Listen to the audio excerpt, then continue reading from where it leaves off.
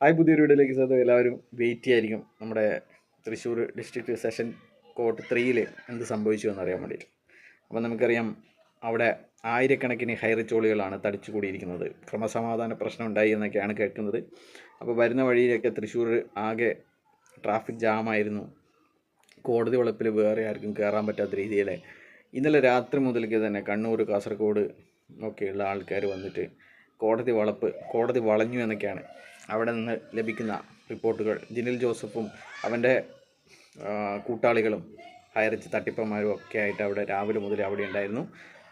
അപ്പോൾ ഇന്ന് കോടതിയിൽ ഇവരെ ഒക്കെ നിരാശരായിക്കൊണ്ട് കോടതി പറഞ്ഞു, എന്തായാലും വിഷു കഴിഞ്ഞിട്ട് സംഭവം നോക്കാമെന്ന് പറഞ്ഞിരിക്കുകയാണ്. അപ്പോൾ ഇവരുടെ ആവേശമൊക്കെ തല്ലിക്കെടുത്തുന്ന ഒരു നീക്കമാണ് കോടതിയുടെ ഭാഗത്ത് നിന്ന് ഉണ്ടായിരിക്കുന്നത്. 15-ാം തീയതിയിലേക്ക് ഈ കേസ് മാറ്റിവെച്ചിരിക്കുന്നു എന്നാണ് അവസാനമായിട്ട് അറിയാൻ കഴിഞ്ഞത്. അപ്പോൾ എന്തായാലും ഇവർ വിചാരിക്കുന്ന രീതിയിൽ എന്തായാലും കേസ് പോവില്ല. അപ്പം ഈ 5-ാം തീയതി എല്ലാം ശരിയാവും എന്ന് വിചാരിച്ച്, അല്ലാണ്ട് നമുക്ക് പൂളിംഗം കിട്ടും എന്നിട്ട് നമുക്ക് വിഷുവിന് പടക്കം മേടിക്കാം എന്നൊക്കെ വിചാരിച്ചിരിക്കുന്ന ഹൈറിച്ചോളികൾ ആകെ തന്നെ നിരാശരായിരിക്കുകയാണ്. കഴിഞ്ഞ 4 ദിവസമായിട്ട് രാപ്പകലില്ലാതെ ഒരു വെള്ളക്കടലാസിൽ ഒപ്പിട്ട് വാങ്ങാൻ വേണ്ടിയിട്ട് കേരളത്തിൽ അങ്ങോളം ഇങ്ങോളം ഓടി നടന്ന ഹൈറിച്ചോളികളൊക്കെ വീണ്ടും വിഡ്ഢികളായി എന്ന് തന്നെ പറയേണ്ടി വരും. അപ്പോൾ കൂടുതൽ വിവരങ്ങൾ, ഇന്ന് 3 കേസായിരുന്നു ഇതുമായി ബന്ധപ്പെട്ടുണ്ടായിരുന്നത്. 23, 24, അതുപോലെ തന്നെ 13 എല്ലാം തന്നെ ഈ ബഡ്സ് കേസുമായിട്ട് ബന്ധപ്പെട്ടതാണ്. അപ്പോൾ അതൊക്കെ മാറ്റിവെച്ചിരിക്കുന്നു എന്നാണ്. അപ്പോൾ ഇവരുടെ ശരിക്കും പറഞ്ഞു കഴിഞ്ഞാൽ ഇവരുടെ ഈ അഫിഡവിറ്റിൻ്റെ കാര്യം എന്ന് പറയുന്നത്, ഒരു വാക്കാൽ നമുക്കെതിരെ പരാതിയൊന്നുമില്ല എന്നുള്ള കള്ളത്തരങ്ങൾ പറഞ്ഞത്. കോടതി പറഞ്ഞു, എന്നാൽ പിന്നെ ഒരു അഫിഡവിറ്റ് തരൂ, നിങ്ങൾക്കെതിരെ പരാതികളില്ല എന്ന്. നമുക്കറിയാം, ഒരുപാട് പരാതികൾ കേരളത്തിൽ അങ്ങോളം ഇങ്ങോളം ഈ കമ്പനിക്കെതിരെയുണ്ട്, വർഷങ്ങളായിട്ട് നിലവിലുണ്ട്. അതൊക്കെ ഇവരെ ശ്രീനാഥ് പണ്ട് പറഞ്ഞ പോലെ നമുക്കെതിരെ ആരും തന്നെ പരാതി കൊടുത്തിട്ടില്ല എന്ന് ഈ കേസിൻ്റെ തുടക്കത്തിൽ കഴിഞ്ഞ ഒക്ടോബറിൽ പറഞ്ഞ അതേ കള്ളം ഇവരുടെ വക്കീലും ആവർത്തിക്കുകയായിരുന്നു.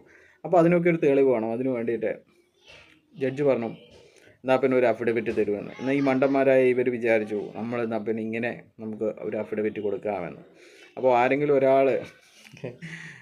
ഒരാളെ പീഡിപ്പിച്ചു എന്ന് നമ്മൾ പരാതി കൊടുത്തു കഴിഞ്ഞാൽ ബാക്കി എല്ലാ സ്ത്രീകളും അയാൾ പീഡിപ്പിക്കുന്ന ആളല്ല, അവർ നമ്മളെയൊന്നും പീഡിപ്പിച്ചിട്ടില്ല, അയാളെ വെറുതെ വിടണമെന്ന് പറഞ്ഞിട്ട് ആരെങ്കിലും അഫിഡവിറ്റ് കൊടുക്കുമോ?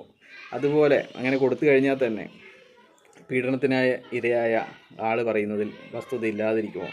അങ്ങനെയായാൽ അവരെ വെറുതെ വിടുമോ? ഇല്ലല്ലോ. അപ്പോൾ ഇത് തന്നെയാണ് ഇവരോടും പറയാനുള്ളത്. ആയിരക്കണക്കിന് ആൾക്കാർക്ക് പരാതിയില്ലെങ്കിൽ ഒരാൾക്കെങ്കിലും പരാതി ഉണ്ടെങ്കിൽ അത് നിലനിൽക്കും.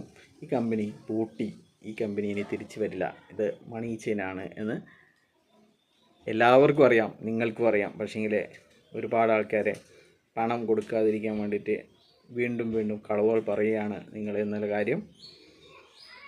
അതാണ് സത്യം. അപ്പോൾ കൂടുതൽ വിവരങ്ങൾ, ഇവരുടെ മണ്ടത്തരങ്ങൾ നമുക്ക് അടുത്ത വീഡിയോയിൽ ചർച്ച ചെയ്യാം. ബൈ.